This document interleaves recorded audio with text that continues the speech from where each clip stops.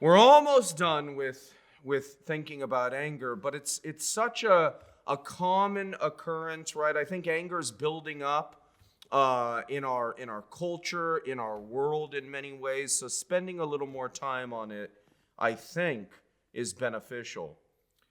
Think about the various things that maybe do warrant maybe long-lasting anger. Not in the sense that you're just in a rage constantly. That helps no one and nothing.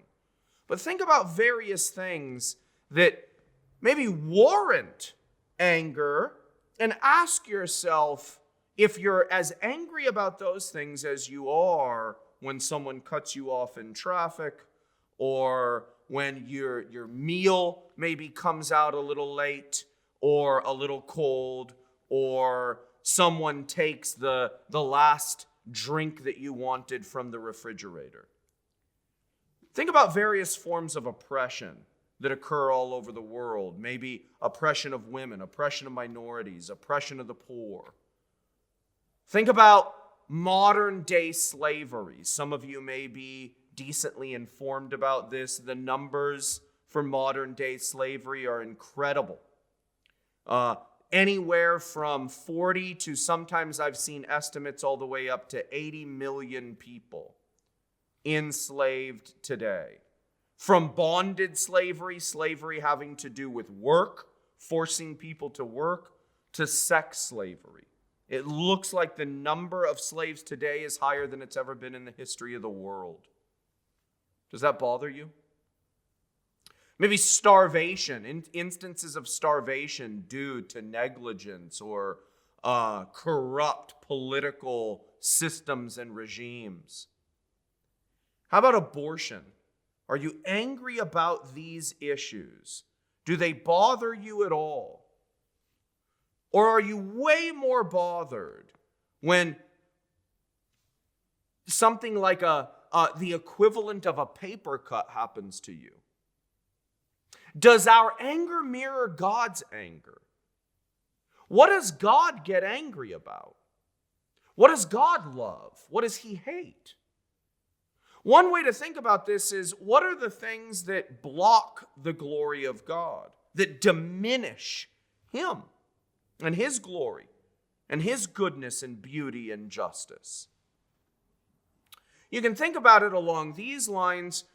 We and others are made to be united to God. That's what we are made for. That's the purpose of your life, my life. In John chapter 17, verse 3, one of my favorite verses in Scripture, it says, "Now this is eternal life." We're going to get a definition of eternal life for human beings. It says that they know you, the only true God, and Jesus Christ, whom you have sent. What is eternal, blessed eternal life for us? To know God, to know Jesus. So whatever blocks that, whatever gets in the way of being united to God, is worth getting angry about. If your right hand causes you to sin, be angry. Cut it off. If your eye causes you to sin, be angry. Pluck it out. When various types of injustices occur all over the world, the sorts that I mentioned a moment ago, those get in the way of others knowing God, being united to him. Be angry. When your meal comes a little late at the restaurant, that is not blocking union with God. And so our anger should match the severity of the injustice. When it doesn't match the severity of the injustice, our anger is disordered. We can see anger in the garden. How so? Well, maybe there's a kind of perception of an injustice on the part of Eve and Adam. They don't know good and evil the way God does, and they see that difference as an inequality. They're right. There is an inequality between God and them, God and us. And it angers them. Their response is to rectify a perceived injustice.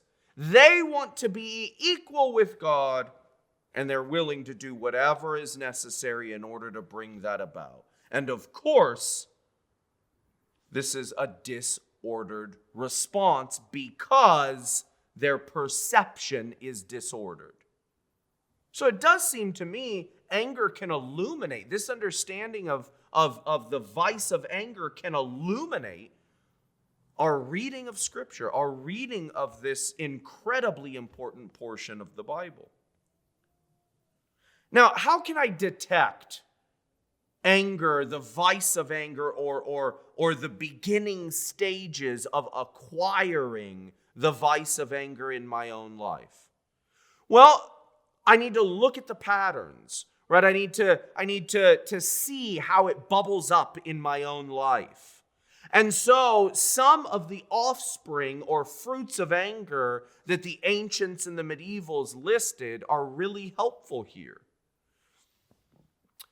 Am I inclined to try and tear down the person that I perceive as committing an injustice? And so I might slander, I might speak, poorly about the person in my own heart or to others. I might demean him or her. If that's occurring regularly, that's a sign that something is off. Maybe I contemplate various types of revenge. I have these fantasies, daydreams about how I'm going to get that person back. Maybe I'm prone to outbursts. I know you know people like this. They fly off the handle super quickly. Prone to insulting others. Anger, another fruit of anger, is blasphemy. Blasphemy. What is blasphemy? Well, in general, blasphemy is the spreading of falsehoods about God. And so the more and more you're prone to the vice of anger, the more and more your anger against God increases. God is never left out of the picture. And then anger, of course, culminates, it's directed towards, the trajectory of anger is murder. To eliminate the thing that makes you angry, to get rid of it ultimately. Does it always go there? Of course not. But the idea is, if left to itself, if given room to grow, that's where anger is heading. Now, what might I be able to do to remedy anger?